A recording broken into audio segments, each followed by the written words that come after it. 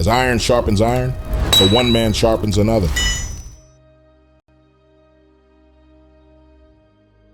All right, welcome back to Iron Sharpens Iron Training Experience, where we want to be able to love God and love and protect people.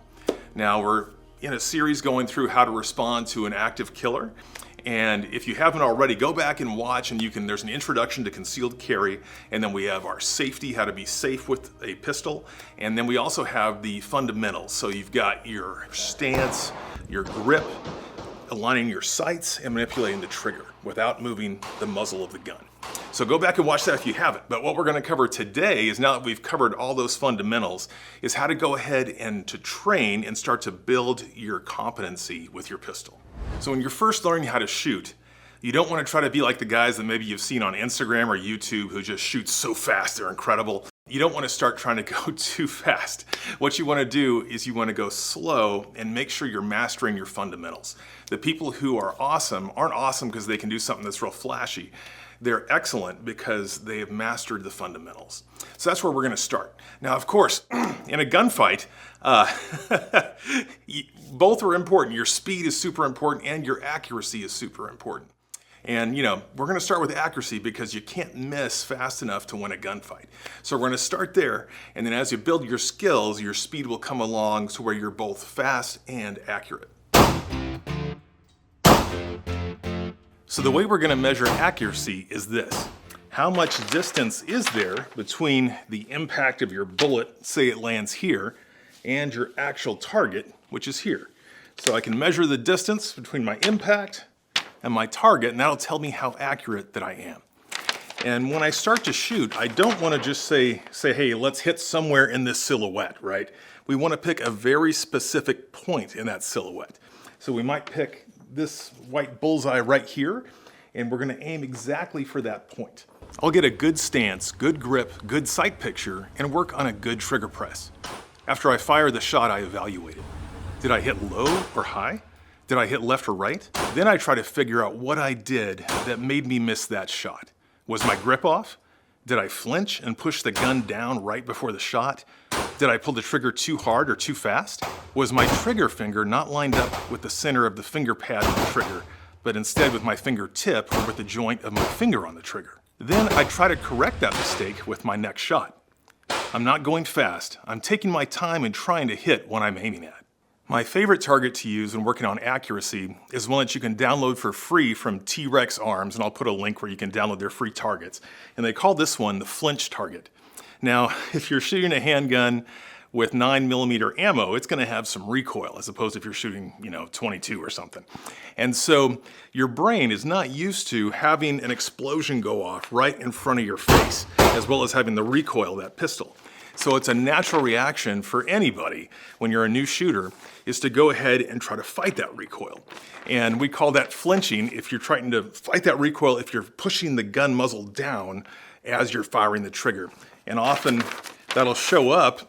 You can tell if you're trying to shoot a nice precise target like one of these dots, and all of a sudden you notice, oh, I'm hitting down here. And so that's just a natural reaction that everybody has.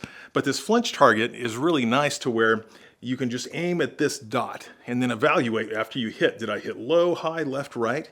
And then correct that. Go ahead and take your time and aim at this next dot and the next one and so on.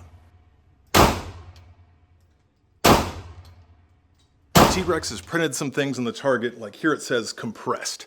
And that would mean that you would start from a compressed ready, push out, find your sights, get them on target, and pull the trigger. On the next one, it says draw. So if you were at a range that allowed it, you could draw, present out, and fire at each of these dots. This one has transitions, so you'd work on your transitions from dot to dot to dot to dot to dot.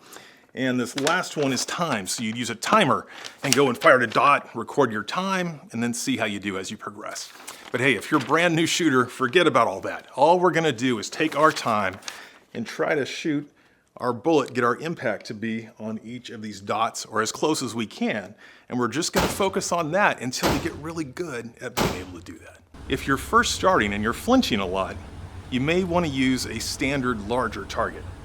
However, once you're starting to get the hang of it, work on your accuracy with a target like this flinch target, where you can really dial in your stance, your grip, your sights, and your trigger so you can get accurate hits. If it's feeling pretty easy at 3 yards, well, you can move it back to 5 yards and so on. T-Rex also has some other targets that you can download for free that help you with your training. This one here is my favorite, and it helps you work on a whole bunch of different skills without too high a round count, and I really like it. So as we covered in our previous video with the universal firearm safety rules, you never want to point your gun at anything that you don't want to destroy. So now we're going to cover a few ways that you can do that. So this first position is called low ready. So here we've got a good grip on our pistol. Our trigger finger is up high, way off the trigger up on the slide, but we're pointed down at the ground. Okay, so this is kind of a low ready position. And here I'm not aiming the gun at anybody, but I can get up on target and engage if I need to. If you've got a cleared weapon or an inert training gun, you can practice this where you're low and all of a sudden you gotta be up on target and we're good to go. So we're low ready and then on target. Okay, so you can practice that in a safe environment. The other thing you can do is you can move. So if you need to go and open a door, right, you can still keep this gun pointed down in a low ready position. If you're right on target, sometimes the low ready might be just below, right, where you can still see your sights or your optic and you just boom, boom, right here. But if you're trying to keep it away from other people, you can keep it low. You can open doors, you can push someone out of the way, all while being safe with the gun and making sure you're not aiming it at anything or anyone that you don't want to destroy. Now, if you're in a very crowded environment where if you were using low ready, you might be endangering someone who's in front of you, there's another position called sul. And sul is Portuguese for south, which is basically where you're going to be pointing your weapon with this orientation. Now with the sul position, we start with our strong hand as a nice high tang grip as always, and our fingers off the trigger as always. Now our support hand is going to be against our body, and we're going to align these where the top part of the top knuckle of my support hand is kind of lined up with this top knuckle that's gripping the grip of the pistol with my strong hand. And so I'm here where the gun is pointed down in a safe area. And now I can move if I need to amongst a crowded group of people without pointing my firearm at anybody. Now a natural way to get to this sul position is if you start with a compressed ready, where you've got both hands on your pistol, and you take your support hand and just kind of open up flat. I'll rotate this way so you can see. And now all you have to do is bring your support hand into your body and roll your pistol right down over the front of that. Now, if you did need to get up on target quickly, all you do is rotate the gun up, rebuild your grip, and you're good to go. And so that is the sul position. So now, similar to the low ready position, there's also a high ready position where you can be here. I'll turn to the side so you can see that. So you're here at high ready and you're not aiming at anybody, but if you need to get on target, you press out and you're good to go. So it's your high ready position. Now, if you're in a particularly crowded environment, you could also go to what's called a temple index, where you can keep this right by your temple. And I would recommend not having it so far forward that you're cutting off your sight, but have it far enough back where you've got good peripheral vision and you can see what's going around. Of course, from either this high ready or this temple index, if you need to, you can take a hand to open doors, get people out of the way or whatever, while keeping the gun pointed up in a safe direction. So I've actually never had a malfunction with my Glock 19, but I've seen other people have a malfunction with it while using it. For example, one time there was a person who was using it, but they didn't have a very firm grip at all. And so if you don't have a really good grip, sometimes it won't cycle correctly to load the next round in the chamber. So it's very important, especially when you're under stress, you might be doing something wrong. It's very common for there to be malfunctions when using a pistol. So it's super important to know how to clear that malfunction as rapidly as possible and get back into the fight if you're trying to defend your life or somebody else's. Now there's several things that can cause a malfunction. One of them could be, like I mentioned before, you don't have a good grip, and so the gun doesn't cycle correctly. Another one could be that there's just bad ammunition and the primer isn't engaging and going off to ignite the gunpowder when it gets hit by the striker. There could be a light strike that's not hitting, the striker's not hitting hard enough for the hammer of the gun to ignite the primer. You might have a malfunction where you're not ejecting one of the casings correctly, where the gun accidentally tries to feed 2 rounds into the chamber and things get stuck. There could be a mechanical failure with the gun, things like that. But usually what's going to happen is you're going to pull the trigger and you're going to want to bang and you just get a click. there's no bang. Or maybe that it's a dead trigger where just nothing's happening. So it's very important to know how to clear those, so we're going to cover that now. Fortunately, the majority of malfunctions are cleared easily. Usually, you'll pull the trigger expecting a bang, but you just get a click. And so you know something's wrong. However, that's the majority of most malfunctions. However, it's also possible to have something called a squib load. And what that can be is you can have some ammo that might not have enough gunpowder in it, or something else was wrong with it, where you pull the trigger, instead of a bang, there's more of like a pop or a poof, and you feel reduced recoil, not nearly as much recoil as a normal round going off. And sometimes if that could happen, what could happen is there's not enough gunpowder to eject the full bullet out of the barrel of your gun. And so it might put it somewhere down the barrel, but it doesn't exit it. And if that were to happen, you do not want to try to load another round into the chamber and pull the trigger. Because if you did that, you've got something lodged in the end of your barrel, and then you're exploding another bullet in that same chamber. And likely what's going to happen is your gun's going to explode and hurt your hand and you and everything else.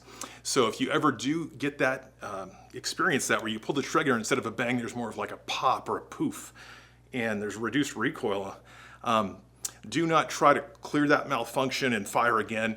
Go ahead and drop your mag, rack it open and set it aside and get some help to get it figured out and get that bullet out of your barrel. But do not, under any circumstances, try to fire another round out of that gun until that blockage in your barrel is cleared.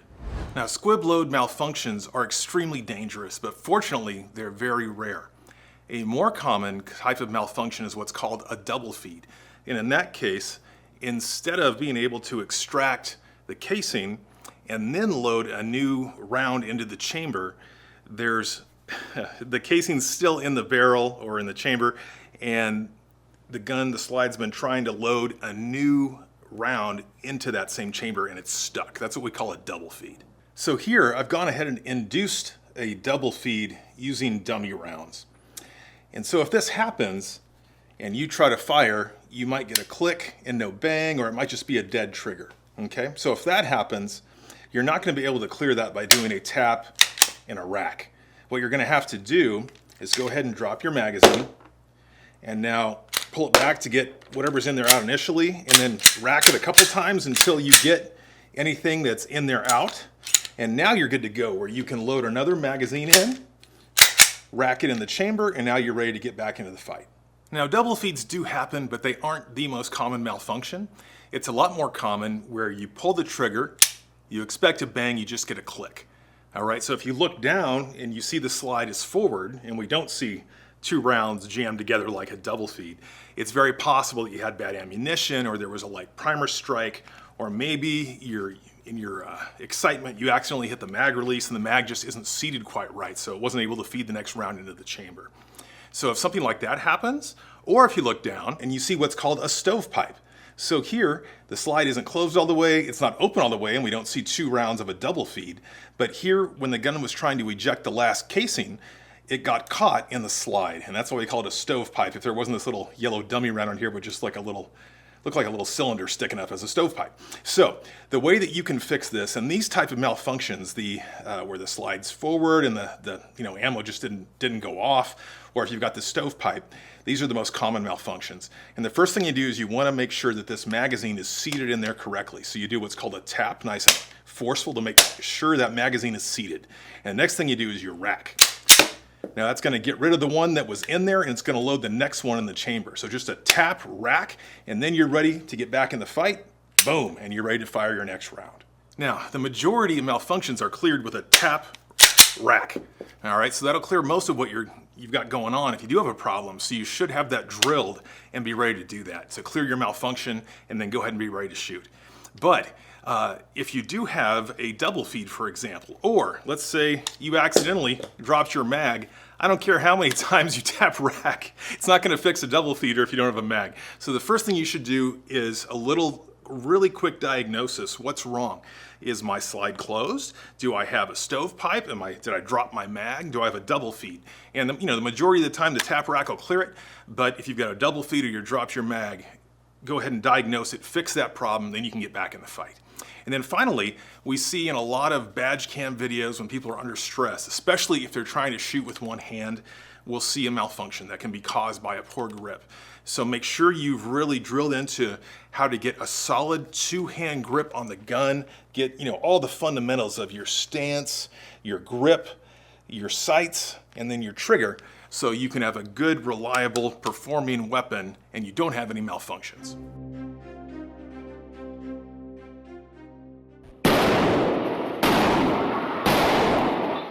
In my opinion, the two most important firearm skills for church safety team members are, number one, to have a fast and accurate draw to first hit at close range, and then number two, being able to shoot accurately at longer distances. We can see how both of these skills were important in the 2019 church shooting in White Settlement, Texas.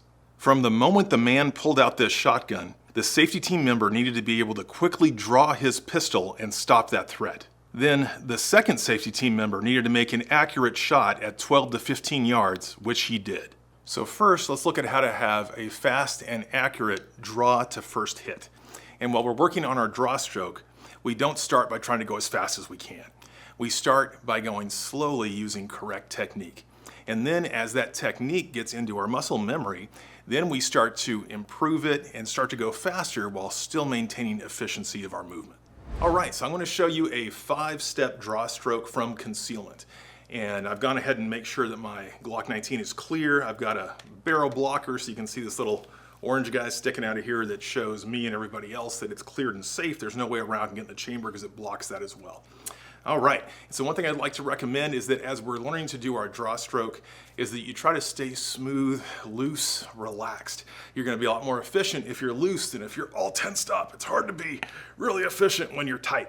So stay loose, and if you feel a little nervous, just take a deep breath and relax. All right, so let's start from concealment. I like to carry an appendix position, so that's what I'm showing here. And the first step is to clear our garment. And I like to do that, always use your support hand, not your strong hand. That's what you want on your pistol. So you're gonna start with your support hand. I like to grab a big chunk of shirt or whatever I've got, if I've got a couple layers here, and I just pull up nice and straight high to make plenty of room to get to my pistol. Now, as you speed up, you can start to grab that and go for the weapon at the same time, where this first step and the second step of getting a good grip on your pistol can start to become almost one step. But we're gonna start very simple to break it down one step at a time. So I grab my garment. I used to try to grab the edge of my shirt down here, but to me that takes more dexterity and sometimes I could miss and not get my shirt. So I just like to grab here and come straight up. It's kind of more of a gross grab Neanderthal movement that I can handle. So I do that, pull up. Now step two, as that's happening, I'm gonna come down here and get as high tang, really shove the web of my hand against the beaver tail of my pistol, and I'm gonna start to get a grip on the grip of the gun with my trigger finger way off the trigger. So that's step two. We've pulled our garment out of the way, or as in the industry parlance, we've defeated our garment. Sorry. And we're gonna grab this nice and a good grip, establishing a good grip here. If you don't get a good grip in this section, man, you're gonna shoot like crap once you're out here. So clear your garment, step one. Get a good, nice, solid grip, step two. Now in step three, I'm gonna start to pull this out. My finger's way off the trigger, so don't wanna try to shoot myself. So I'm coming out of here, and once I get here, I never take my support hand and put it out past the gun, right? So we're very conscious of that. But now as I get to here, I'm lifting my thumb a little bit. I'll turn this way. And I start to do a meet and greet where I'm gonna take my support hand, and I'll show you from this angle.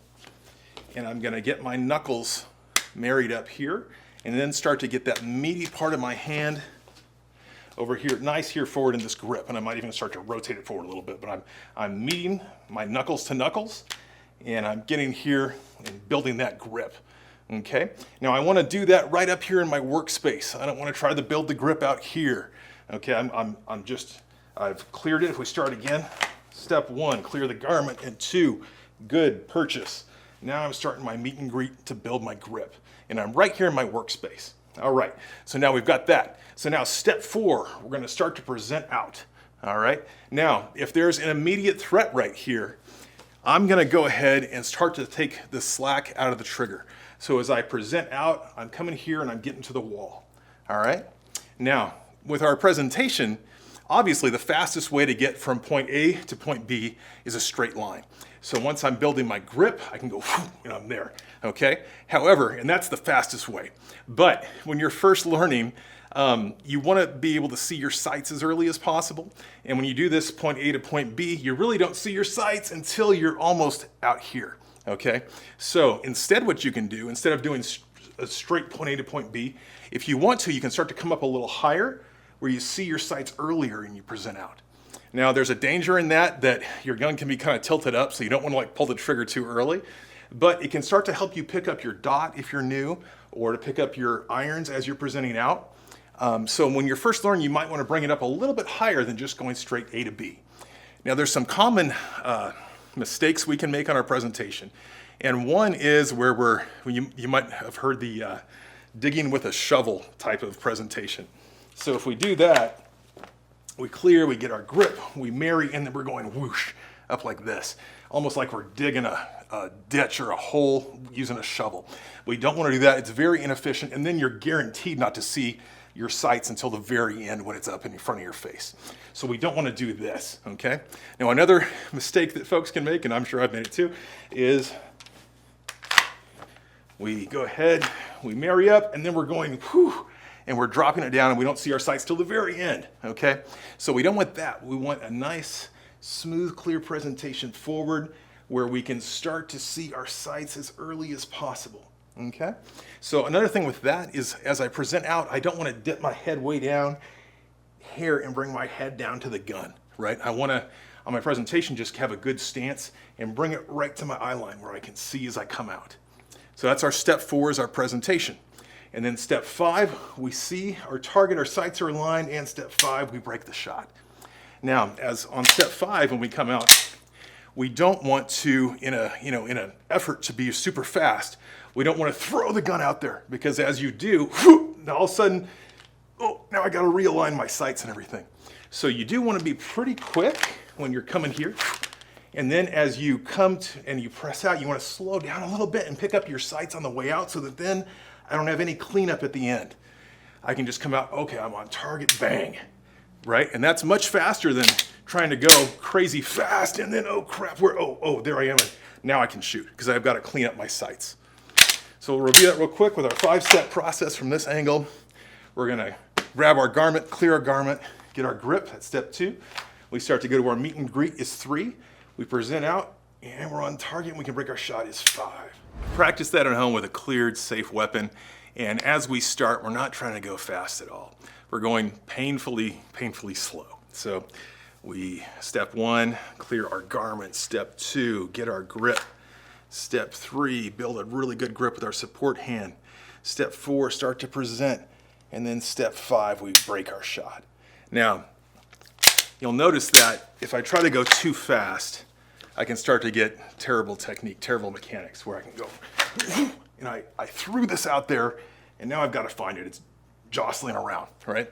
So we don't want that. And the other thing is that one of the ways we go fast is by being efficient. If I'm trying to go really fast and I shove my hand too far down, and then I yank it out and I got to, and all this stuff, that's inefficient. There's a wasted motion. So we want to make sure that we're not doing more motion than we need to. It's just simple and out. That's efficient. And efficiency builds speed. So it's just simple here. One thing that sometimes I like to do is to exhale as I come out so that I'm not in the middle of breathing. I'm very still and calm. It kind of helps me calm down. And I think just biomechanically, when I'm not breathing and I'm at the end of my breath, I'm holding a little more still. Another problem that I make when I get excited and I want to shoot fast, and I'm sure if you're in defensive shooting, you're going to be plenty excited, is that I'll start to yank the trigger really hard and just pull my shots down. And so you need to learn to stay relaxed enough as you present out and to crush your support hand grip to help mitigate that you can get a nice trigger pull. And even if you're going fast, don't be yanking the gun. All right, so let's practice this. So one thing I like about my shot timer is you can set a par time. So, you know, we're not doing live fire, so it's not gonna pick up a gunshot, but I can set a par time where it'll give me a beep, and then we'll beep once again at whatever amount I set it to for the par time. So we're gonna start with 2 seconds, kind of take our time, not be too crazy with our draw and presentation, and see if I can get my sights where I'm aiming and pull the trigger before that 2 seconds goes off. So we're set here. Definitely double check we got a good clear pistol, safe to go.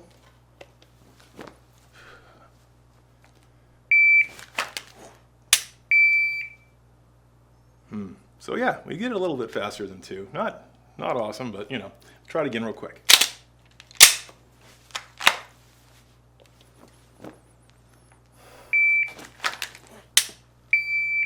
So somewhere in there. Okay, so now we've got our par timer set to 1.5 seconds, and I'll try not to game it by pulling the trigger before I've got a good sight picture with my dot.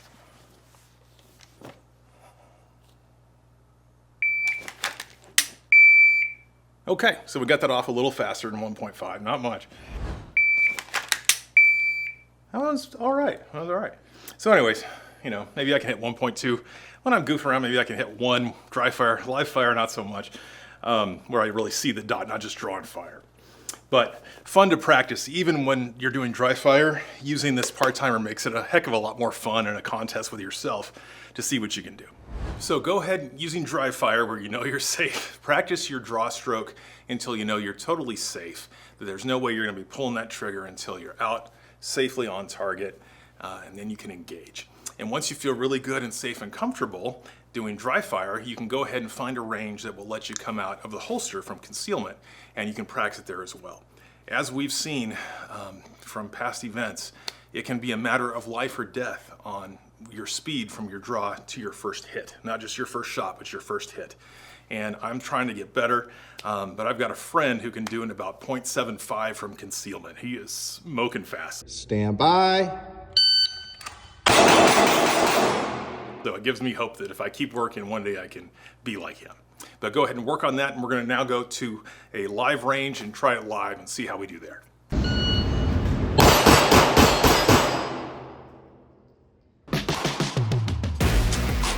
Now let's work on shooting accurately at distance. Now, as always, shooting is pretty simple. As long as you can pull your trigger without disturbing the sights or the muzzle, you're gonna hit what you're aiming at. The hard part is in the details. Here are some general tips for shooting at distance. Shoot a good sized gun that fills your hand and that you shoot well. Don't try to shoot fast. Take your time and make that trigger pull as smooth as possible. Put the middle of your finger pad on the trigger, take the slack out of the trigger and get to the wall. Then apply just a little more pressure until the shot breaks. Have as stable a shooting platform as possible. When you're breathing, you're moving the gun slightly. I like to exhale and hold my breath a little, so I'm as still as possible, and then slowly break the shot. As you can see, I can be way more precise with my red dot overlaid in the target than I can with iron sights, which take up most of the target when it's far away. Red dots can really help with accuracy when you're taking long distance shots. And of course, practice, practice, practice. Your semi-automatic pistol is designed to automatically put a new round in the chamber every time you fire. So if you fire and the slide goes back forward, puts one in here. That continues to happen until you fire, that's the last one in the mag, sends the slide back, ejects the last one, and then with an empty mag, it's gonna hold your slide open. And that's an indication to you that you are empty. And if this happens in the middle of a gunfight, you better get to cover and or reload as rapidly as possible. All right, you're in your shooting stance, you've been firing, and your slide is locked back, you're out of ammo. How do we reload? So step number one, I want you to pull the pistol back here into what I call your workspace. You've got a lot more dexterity right in here than you do way out here. So I like to pull it in here where I'm just better able to manipulate things with my hands. Step two, I'm gonna use my thumb to hit the mag release button and get rid of this empty mag. Step three, I'm gonna go ahead and index my backup mag. And with this holster, I've got it right here in a sidecar. So I'm gonna index that, and the way I'm gonna do that is with my finger right down here towards the tip of the bullet. That's how I like to grab it, with his finger extended down the mag. And next, I'm going to go ahead and marry this up. And what I'm going to do, I'm going to kind of rock it in like that, and I'm going to have this tip of my support hand finger kind of connect with this finger under here and rock it into here, and then I'm going to slam it home using my support hand. And now that I've done that, what I can do, all I have to do next is get this slide to go back forward to put that round that's in the mag up into the chamber. And there's basically two methods you can use to get that the topmost round in your magazine into the chamber of your pistol. One is called slide stop, one is called over the top.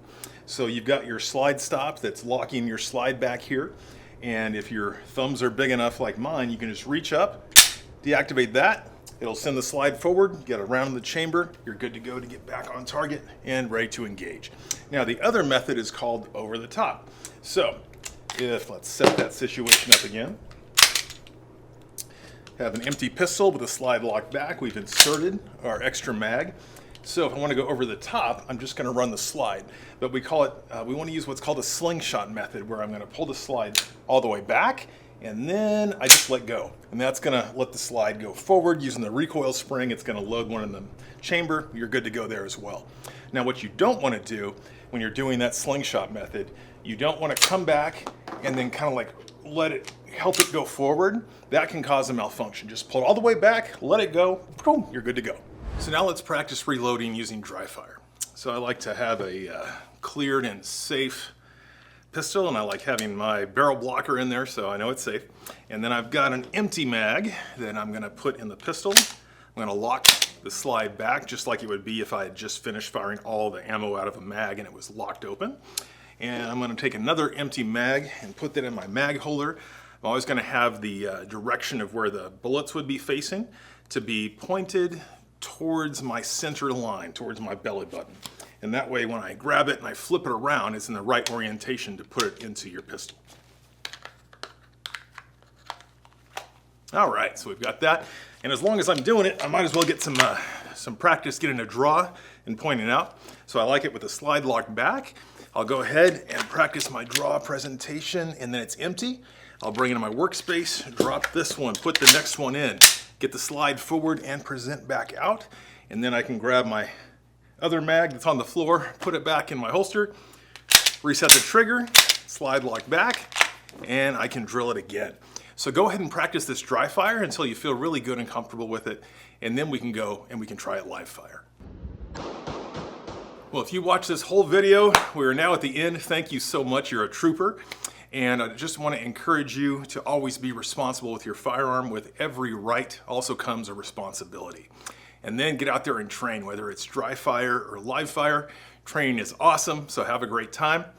Grace and peace to you in Christ, and I encourage you as you love God and love and protect people.